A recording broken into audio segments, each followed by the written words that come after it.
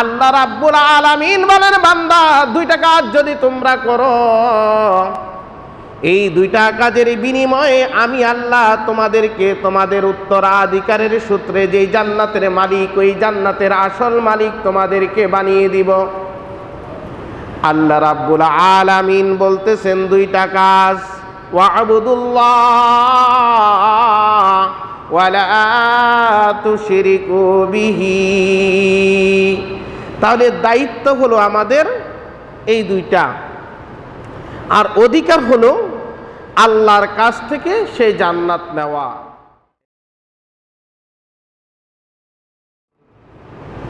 মহান আল্লাহ রাব্বুল আলামিনের দরবারে অসংখ্য অগণিত শুকরিয়া আমরা আদায় করি যে আল্লাহ রাব্বুল আলামিন এই পবিত্র জুমার দিনে সময় মতো 2 রাকাত ফরজ জুমার নামাজ জামাতে আদায় করার উদ্দেশ্যে আল্লাহ রাব্বুল আলামিন আমাদেরকে সময় মতো আল্লাহর ঘরে এনে হাজির করে দিয়েছেন, ভালো রেখেছেন, সুস্থ রেখেছেন।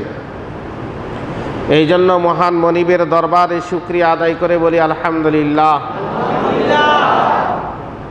লাখ কোটি দরুদ সালাম আখিরি জামানার পয়গম্বর সর্বশেষ সর্বশ্রেষ্ঠ নবী এবং রসুলের উপর সকলেই বলি সাল্লাল্লাহু আলাইহি ওয়াসাল্লাম। আমি আপনাদের সামনে আজকে সূরাতুন নিসায়ের 36 নম্বর আয়াত তেলাওয়াত করেছি এবং হুজুর সাল্লাল্লাহু আলাইহি ওয়াসাল্লাম এর অসংখ্য হাদিস থেকে, এর মধ্য থেকে বুখারী শরীফের 9ম খণ্ডের 409 নং পৃষ্ঠার একটা হাদিস পড়েছি, যে বিষয়ের উপর আজকের খুতবা এবং আলোচনা। আজকের খুতবার মূল বিষয় হলো শান্তিময় সমাজ গড়ার ব্যবস্থা। শান্তিময় সমাজ কিভাবে গঠন করতে হবে,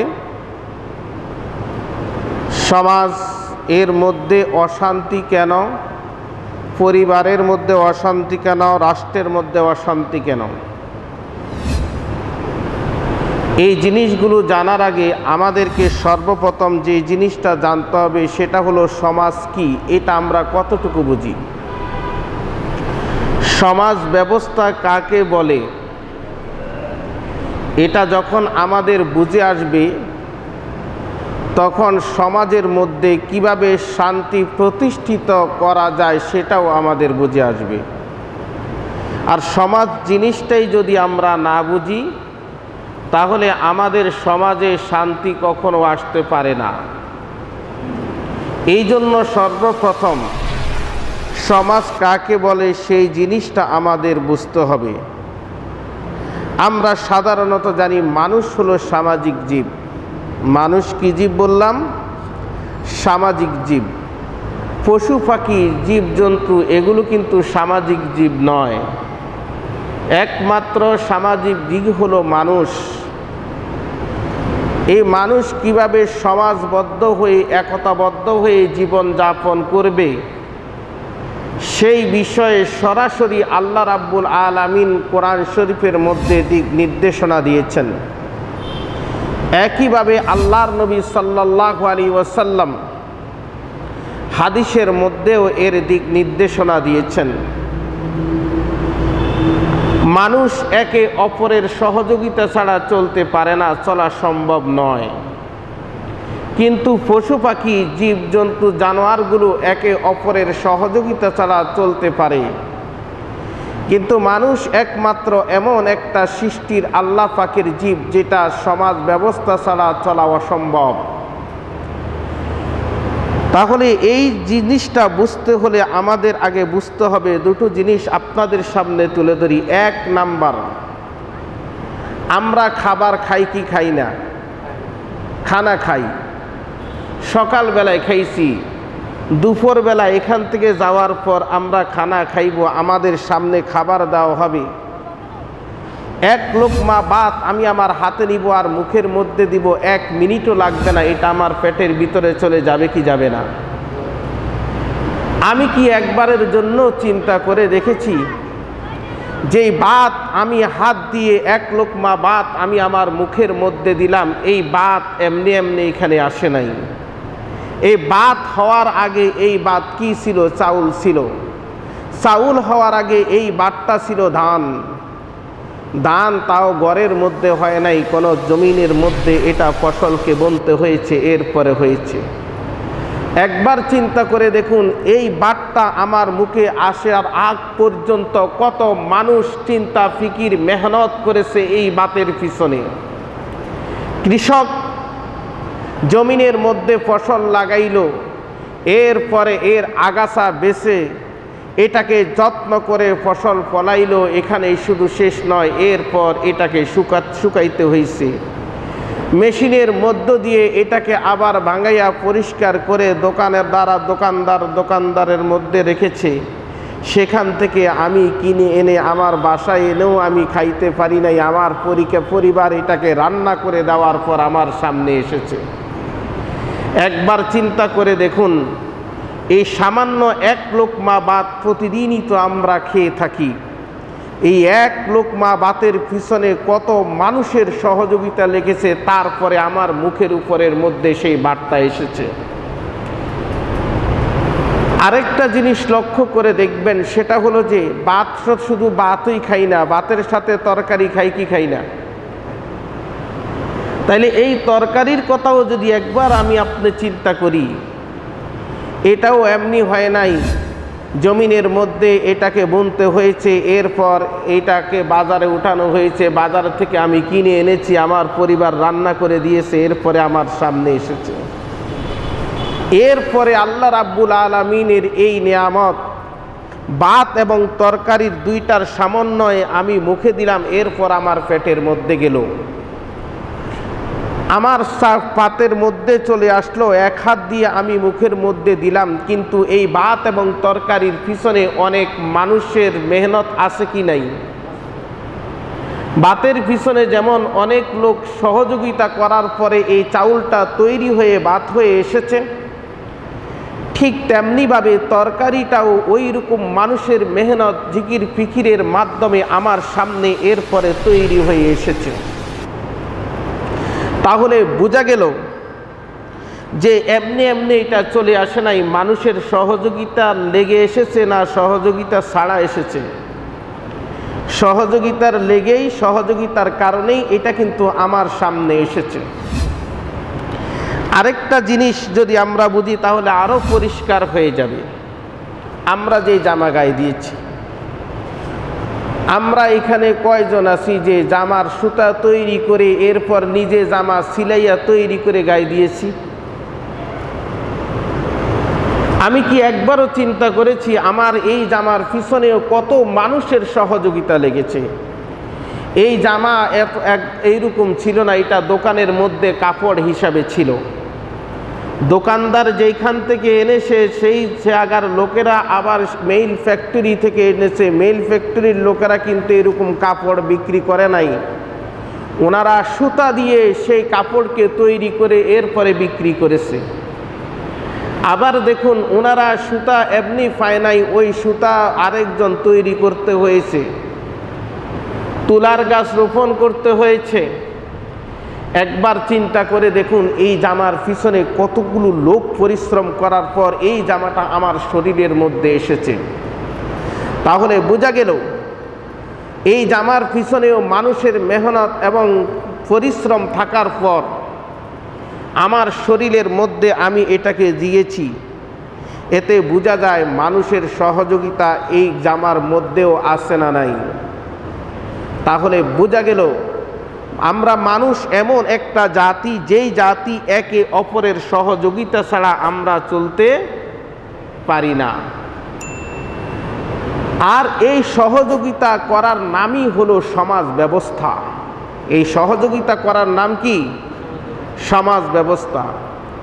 দেখবেন যেইখানে সমাজ ব্যবস্থা নাই সেইখানেই কিন্তু শান্তি নাই, আর যেখানেই সমাজ ব্যবস্থা থাকবে সেখানে কিন্তু অবশ্যই শান্তি থাকবে, আল্লাহ পাকের রহমত এবং বরকত থাকবে। আর এই জন্যই আল্লাহ রাব্বুল আলামিন সূরাতুন নিসায়ের এই আয়াতটি নাজিল করে জানিয়ে দিলেন সমাজ ব্যবস্থা, সমাজের মধ্যে শান্তি প্রতিষ্ঠা করতে হলে কি কি জিনিসগুলো দরকার। কি কি কাজগুলো করলে সমাজে শান্তি হবে, আর এই কাজগুলো থেকে দূরে থাকলেই সমাজের মধ্যে অশান্তি, মানুষের মধ্যে অশান্তি সৃষ্টি হবে। ভাইয়ের আমার, এ তো বললাম মানুষ, আরেকটা যেটা বললাম পশু পাখি। একবার লক্ষ্য করে দেখুন, পশু পাখি জোড়ায় জোড়ায় দুইজনে মিলে বাসা বাঁধে, একজনে ডিম দেয়, আবার তাও দেয়, একজনে পাহারা দেয়, আবার ওই বাচ্চা ফুটে বাচ্চাকে সে আহার এনে খাবার খাওয়ায় বড় করে, আবার এক সময় বড় হয়ে যাওয়ার পর বাচ্চা নিজের চিন্তা নিজে করে। কিন্তু মানুষ এমন একটা জীব, আপনি যদি একজন ছেলে একজন মেয়েকে বিবাহ করে দেওয়ার পর তাকে যদি বলেন আজ থেকে আমরা তোমার বাবা মা, শ্বশুরের পক্ষে যদি বলে আমরা তোমার শ্বশুর শাশুড়ি, তোমাদেরকে আমাদের দুই পরিবারের পক্ষ থেকে কেউই কোনো সহযোগিতা করবে না, দুনিয়ার কোনো মানুষ তোমাদেরকে সহযোগিতা করবে না, বলেন তো দুনিয়ার মধ্যে তাদের চলা সহজ হবে না কঠিন হবে? কোনো মানুষ সহযোগিতা করতেছে না। বিয়ে করে দেওয়ার পরে বাবা মা শ্বশুর শাশুড়ি কেউই সহযোগিতা করবে না, তাইলে এই লোকটা চলার জন্য অত্যন্ত কঠিন হয়ে দাঁড়াবে, চলতেই সে পারবে না। কিন্তু পশু পাখির এমন কোনো দরকার নাই, নিজের খাবার নিজে সংগ্রহ করে, নিজেরা নিজের বাসা বাঁধে, অন্য মানুষের কোনো অন্য পশু পাখির সহযোগিতা লাগে না। একবার লক্ষ্য করে দেখবেন, যেই দুইটা পশু ডিম পাড়ার সময় হয় তারা দুইজনে মিলে বাসা তৈরি করে, এরপরে সেইখানে সে ডিম পাড়ে।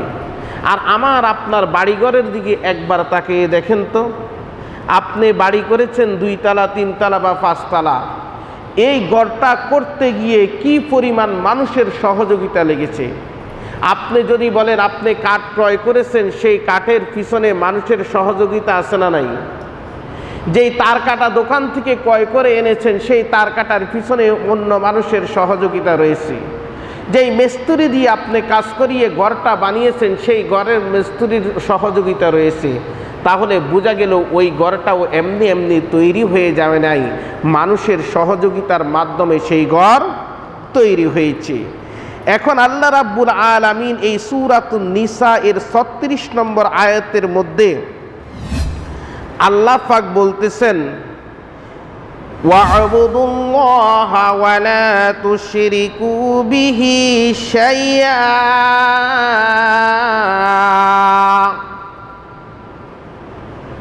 আল্লাহ রাব্বুল আলামিন বলেন, বান্দা আমি তোমাদেরকে 2টা জিনিসের নির্দেশ দিতেছি, 2টা কাজ তোমরা করবা। ও বান্দা, তোমরা যদি 2টা কাজ করো, তাহলে ওই 2টা কাজের বিনিময়ে আমি আল্লাহ রাব্বুল আলামিন তোমাদেরকে একটা জিনিস দিব। আমরা কাজ করবো কয়টা? 2টা। আল্লাহ দিবেন কয়টা? আল্লাহ রাব্বুল আলামিন বলেন 2টা কাজের বিনিময়ে তোমাদেরকে আমি একটা জিনিস দিব। তাহলে বোঝা গেল আমরা কাজ করব আল্লাহ পাকের 2টা, আমাদের দায়িত্ব হলো 2টা কাজ করা। আর আল্লাহ রাব্বুল আলামিনের কাছে আমাদের পক্ষ থেকে পাওয়ার অধিকার হলো একটা জিনিস। বাবা, এখন যেই 2টা কাজ আমরা করব, ওই 2টা কাজ আগে জানতে হবে কি করব। আগে জানা দরকার আছে না নাই? না জানলেই করতে পারবো। আর আল্লাহর কাছ থেকে যে একটা জিনিস পাবো, সেই একটা জিনিসটা কি সেটাও জানা দরকার আছে না নাই? তাহলে 2টা জিনিসই দরকার। এক হলো আল্লাহ যে বলতেছেন 2টা কাজ করার, সেই 2টা কাজ কি সেটাকে বুঝতে হবে।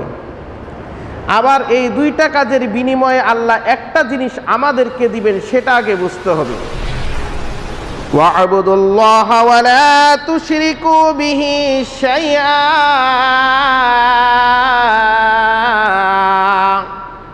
আল্লাহ রাব্বুল আলামিন বলেন, বান্দা তোমরা একমাত্র ইবাদত করবে আমার, আর আমি আল্লাহ রাব্বুল আলামিনের সাথে আর দুনিয়ার কাউকে কোনো শরীক করবে না। কাজটাই হইল 2টা, ইবাদত করবা হলো আমার, আমার সাথে আর কাউকে তোমরা শরীক করবে না। বান্দা এই দুইটা কাজ যদি তুমি করো, আমি আল্লাহ রাব্বুল আলামিন ও তোমাদের জন্য যেই জান্নাত নির্ধারণ করে রেখে দিয়েছি, আমার ওয়াদা অনুযায়ী আমি আল্লাহ তোমাদেরকে সেই জান্নাত দিয়ে দিব। আল্লাহর ওয়াদা। আর আমরা তো হলাম জান্নাতের উত্তরাধিকার সূত্রে মালিক বাবা। জান্নাতের উত্তরাধিকার সূত্রে কিন্তু আমরা জান্নাতের মালিক। বাপ মা যখন সম্পদ করে যায়, বাপ মা মারা গেলে সম্পদের মালিক কে হয়? বাপ মা মারা গেলে সম্পদের মালিক কে হয়? সন্তান হয়, ছেলে মেয়ে হয়। আমার আপনার বাবা মা আদম এবং হাওয়া আলাইহিস সালাম জান্নাতে ছিল কি ছিল না? আল্লাহ রাব্বুল আলামিন আদম এবং হাওয়া আলাইহিস সালামকে জান্নাতের মালিক বানিয়ে দিয়ে জান্নাতের মধ্যে দিয়ে দিয়েছেন। আমার আপনার বাবা মা জান্নাত থেকে দুনিয়ার জমিনের মধ্যে এসেছে, কিন্তু মালিকানা বাবা মার ঠিকই রয়ে গেছে। আর আমরা আদম হাওয়ার সন্তান হিসাবে, তাদের সন্তান হিসাবে, উত্তরাধিকার সূত্র হিসাবে ওই জান্নাতের মালিক হলাম আমরা। আল্লাহ রাব্বুল আলামিন বলেন, বান্দা দুইটা কাজ যদি তোমরা করো, এই দুইটা কাজের বিনিময়ে আমি আল্লাহ তোমাদেরকে তোমাদের উত্তরাধিকারের সূত্রে যেই জান্নাতের মালিক, ওই জান্নাতের আসল মালিক তোমাদেরকে বানিয়ে দিব। আল্লাহ রাব্বুল আলামিন বলতেছেন দুইটা কাজ, ওয়া'বুদুল্লাহ ওয়া লা তুশরিকু বিহি। তাহলে দায়িত্ব হলো আমাদের এই দুইটা, আর অধিকার হলো আল্লাহর কাছ থেকে সেই জান্নাত নেওয়া। একবার চিন্তা করে দেখুন বাবা, প্রথমত আল্লাহ রাব্বুল আলামিনের নির্দেশ, ওয়া'বুদুল্লাহ, আল্লাহ রাব্বুল আলামিনের ইবাদত করা, ওয়া লা তুশরিকু বিহি শাইয়া, আল্লাহর সাথে কাউকে শরীক না করা। আজকে আমরা আল্লাহর ইবাদত ছেড়ে দিয়েছি, যার কারণে পরিবার থেকে শুরু করে রাষ্ট্র পর্যন্ত আমাদের সমাজের মধ্যে কোনো শান্তি নাই। আল্লাহ রাব্বুল আলামিনের পাওনা আমরা সর্বপ্রথম আদায় করতেছি না। যেখানে আল্লাহর পাওনা আমরা আল্লাহকে দেই না, সেখানে আমরা কিভাবে আশা করি আমাদের পাওনা পরিপূর্ণ আমাদেরকে দেওয়া হবে? আর যখন আমি আমার পাওনাটা পরিপূর্ণভাবে পাবো, তখনই তো আমার সুখ শান্তি ঘরের মধ্যে বিরাজ করবে, সমাজের মধ্যে বিরাজ করবে, রাষ্ট্রের মধ্যে বিরাজ করবে। যেহেতু আল্লাহ রাব্বুল আলামিনের পাওনা আমি দেই না, সেহেতু আল্লাহ আমার পাওনাটা আমাকে দেয় না। আবার আল্লাহ রাব্বুল আলামিনের সাথে আমরা শরীক করতেছি। ও ইমানদার মুসলমান বাবা, আল্লাহ রাব্বুল আলামিন বলেন, বান্দা আমার ইবাদত করবা, আমার সাথে কাউকে শরীক করবে না। এরপর সর্বপ্রথম যেই কাজটা বান্দা দুনিয়ার জমিনের মধ্যে তুমি করবা, ওয়া বিল ওয়ালিদাইনি ইহসানা, তোমরা তোমাদের বাবা মার সাথে ভালো আচরণ করবা, বাবা মায়ের সাথে সদ্ব্যবহার করবা। নির্দেশকার আল্লাহর, ওয়া কাযা রাব্বুকা আল্লা তা'বুদু ইল্লা ইয়্যাহু ওয়া বিল ওয়ালিদাইনি ইহসানা ইম্মা ইয়াবলুগান্না ইনদাকাল কিবারা আহাদুহুমা আও কিলাহুমা ফালা তাকুল লাহুমা উফফিন ওয়া লা তানহারহুমা ওয়া কুল লাহুমা কাওলান কারীমা واخفض لهما جناح الذل من الرحمة وقل رب ارحمهما كما ربياني صغيرا سبحان الله বলি। আল্লাহ রাব্বুল আলামিন বলতেছেন, আমার ইবাদত বন্দেগীর পরেই আমি তোমাদেরকে নির্দেশ দিতেছি, সর্বপ্রথম তোমাদের ঘরের মধ্যে, সমাজের মধ্যে যদি তোমরা শান্তি প্রতিষ্ঠা করতে চাও, 1 নম্বর কাজ তোমরা করবা ওয়াবিল ওয়ালিদাইনি ইহসানা, তোমরা তোমাদের বাবা মায়ের সাথে ভালো আচরণ করবা। ও ইমানদার মুসলমান বাবা, তাহলে বোঝা গেল কোরআনের আয়াতের এই অংশ দ্বারা সন্তানের কিছু দায়িত্ব বাবা মার উপর আছে না নাই? সন্তানের দায়িত্ব বাবা মার উপর আছে না নাই? আবার ঠিক তেমনি ভাবে বাবা আমারও কিছু দায়িত্ব আছে সন্তানের উপর। সন্তানের যেমন দায়িত্ব আছে বাবা মার উপর, আবার বাবা মার অধিকার আছে সন্তানের উপর। বাবা মার যেমন দায়িত্ব আছে সন্তানের উপর, সন্তানের তেমনি অধিকার আছে বাবা মার উপর। কথা বলেন ঠিক কিনা? যদি এটাই হয়ে থাকে, আমি যদি বাবা হয়ে থাকি, আমার সন্তানের প্রতি যেই দায়িত্ব ওইটা কি আমি সঠিকভাবে পালন করি কিনা? বলেন তো বাবা, সন্তান আগে না বাবা আগে? সন্তান আগে না বাবা আগে? যদি বাবা আগে হয়ে থাকে তাহলে সন্তান আগে দায়িত্ব পালন করবে না বাবা করবে?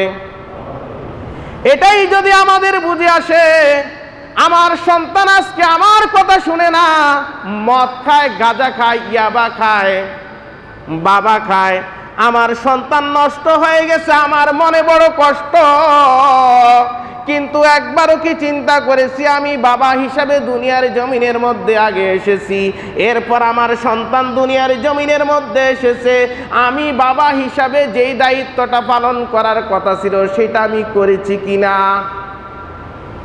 প্রশ্ন করলে উত্তর পাবো কি পাবো না? কারণ আমি আগে দুনিয়ার জমিনের মধ্যে এসেছি, আর এই জন্য আমার আগে দায়িত্ব হলো সন্তানকে যেই জিনিসগুলো শিক্ষা দেওয়া সেটা আমি দিয়েছি কিনা। আল্লাহর নবী মুহাম্মদ রাসূলুল্লাহ সাল্লাল্লাহু আলাইহি ওয়াসাল্লাম বলেন, দুনিয়ার জীবনে সন্তান আসবে, বিবাহ করলে এটাই স্বাভাবিক নিয়ম। কিন্তু বিবাহ করার সময় আমাকে চিন্তা করতে হবে যে এই মেয়েকে বিবাহ করতেছি, এই মেয়ের ঘর থেকে ভালো সন্তান আসবে কিনা। বিবাহ হয়ে গেল, সন্তান মায়ের গর্ভের মধ্যে আসলো, মা যদি ভালো আমল করে সন্তানকে পেটের মধ্যে রেখে ওই আসর সন্তান পেটের মধ্যে থেকে পাইবে। দুনিয়ার জমিনের মধ্যে সন্তান চলে আসলো, আল্লাহর হাবিব বলেন, ও আমার উম্মতেরা, আমার নির্দেশ হলো ওই সন্তানের সুন্দর দেখে একটা নাম রাখবা। 7 দিন যেদিন পূর্ণ হয়ে যাবে তার নামের উপর তোমরা আকিকা করে দিবা। এই সন্তান যখন কথা বলা শুরু করে দিবে, আল্লাহ রাব্বুল আলামিনের কালাম তাকে তোমরা শিক্ষা দিবা। ও ইমানদার মুসলমান বাবা, আজকে সমাজের প্রতি যদি লক্ষ্য করেন দেখবেন যে এই সন্তান অনেক বড় শিক্ষিত, ইংরেজি শিক্ষিত হয়ে যাওয়ার পরে ডাক্তার হয়েছে, ইঞ্জিনিয়ার হয়েছে, ব্যারিস্টার হয়েছে। একবার চিন্তা করে দেখুন, ওই সন্তানের মা ওই সন্তানের সাথে, ওই বাবা মা সন্তানের সাথে যখন কোনো কথা বলে হিসাব করে বলে। এই জন্যই বলে সন্তানের যদি একটু মনের মধ্যে কষ্ট যায় তাহলে সন্তান তো লক্ষ লক্ষ টাকা কামাইতেছে, এটা থেকে আমাকে বঞ্চিত করবে, সে আমাকে খাইতে দিবে না, তার সুন্দর বাড়িঘরের মধ্যেও আমাকে রাখবে না। সে কিন্তু বড় শিক্ষিত বাবা, জজ, ব্যারিস্টার অথবা ডাক্তার হয়েছে। আবার যেই সন্তানকে আপনি কোরআনী শিক্ষা দিবেন, আল্লাহর কোরআন তার অন্তরের মধ্যে ঢুকে যাবে, ইসলাম তার অন্তরের মধ্যে ঢুকে যাবে, ওই সন্তান বাবা মার সাথে যখন কোনো কথা বলবে তখন চিন্তা ভাবনা করে বলবে। বলেন ঠিক কিনা? না জানি মার মনের মধ্যে কোনো কষ্ট পেয়ে যায় আমার কথায়, না জানি বাবার অন্তরের মধ্যে কোনো কষ্ট পেয়ে যায় আমার কথায়। সন্তান যখন কোনো কথাবার্তা বলবে ঠিক করে বলবে, কারণ আল্লাহই তো বলেছেন, ওয়াকাদা রাব্বুকা আল্লা তা'বুদু ইল্লা ইয়াহু ওয়া বিল ওয়ালিদাইনি ইহসানা ইম্মা ইয়াবলুগান্না ইনদাকাল কিবারা আহাদুহুমা আও কিলাহুমা ফালা তাকুল লাহুমা উফ। আল্লাহ বলেন তোমাদের বাবা মা একজন অথবা দুইজন যদি দুনিয়ার জমিনের মধ্যে জীবিত থাকে, সাবধান সাবধান উফ শব্দটা করা পর্যন্ত তোমরা এমন কোনো আচরণ তাদের সাথে করবে না। ভাইরা আমার, এখান থেকে আলোচনা ইনশাল্লাহ আগামী জুমায় করব, যেহেতু সামনে নামাজের সময় হয়ে গেছে। তাহলে বোঝা গেল যে আমরা বুঝতে হবে যে আজকে আমাদের সমাজে অশান্তি কেন, পরিবারে অশান্তি কেন, রাষ্ট্রে অশান্তি কেন, কোন কাজগুলো না করার কারণে আজকে আমরা এই অশান্তির মধ্যে আছি। আল্লাহ পাক আমরা যতটুকু আলোচনা করেছি এর উপর সকলকে আমল করা তৌফিক দান করুন বলি আমিন। আমা আলাইনা ইল্লাল বালাগ।